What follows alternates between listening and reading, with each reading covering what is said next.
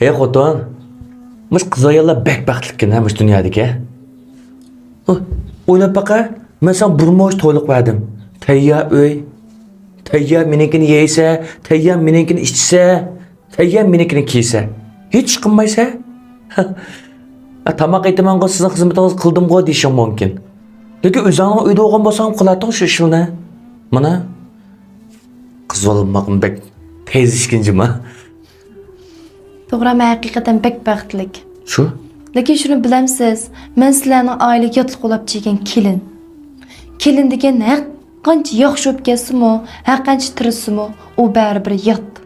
U baribir xalqning qizi. O'zining o'g'li degan o'zining o'g'li. O'zining qizi degan o'zining qizi.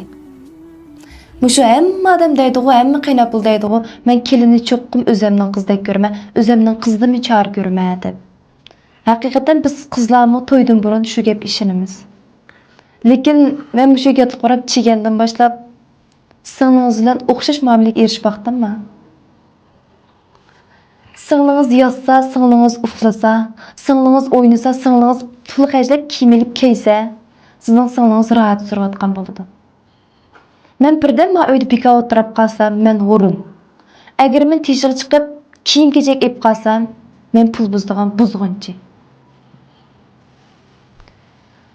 Yana kelib qo'ylang. O'zining qo'lini kessa, og'rigan bilan xalqning qo'lini kessa, og'rimaydi. Hamma odamning qo'li ishiga keladi, teshig' emas. Yana kelib, siz bizning oilaga kuyov ol. Siz mening onam bilan dadamni yo'qlamasingizmi, holdan xabar olmasingizmi, xizmatida bo'lmasingizmi, bo'laveradi. Lekin men cho'qqim sizning ota-onangizning holidan xabar olishim kerak. Bo'lmasa men bir vafosiz kelin. Hattoki men bir tarbiya ko'mgan qiz olib ketaman. Dunyoda 10 qiynapining 9i kuyovini yaxshi ko'rdi. Lekin 10 qiynapining 9i kelinni yomonladi, kelinni eski ko'rdi.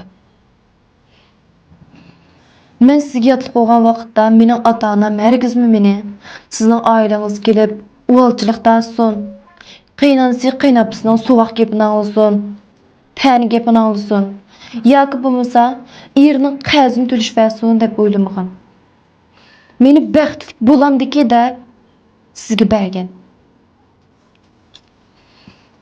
Yana kelib men sizning onangizdan dadangizga yaxshi kelin bo'laman deb o'g'liga bir xil tamoq, sizning singlingizni bir xil tamoq, onangdan keyin sizga yana bir xil tamoq aytib beradigan vazifam yo'q.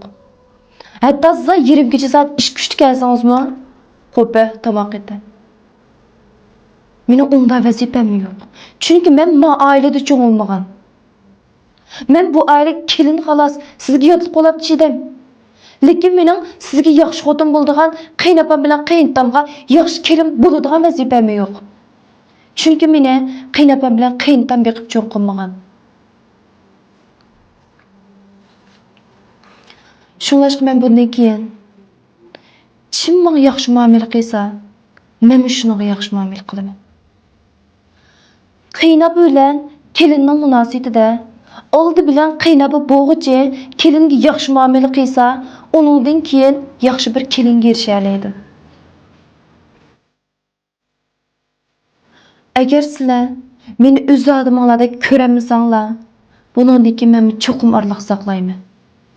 Agar sizlar menga yaxshi muomala qilsanglar, men cho'qim yaxshi muomala qaytaraman. Ham sizlardan minnatdor bo'laman. Sizlarni buningdan keyin men unda muyumurun qo'yib olmayman.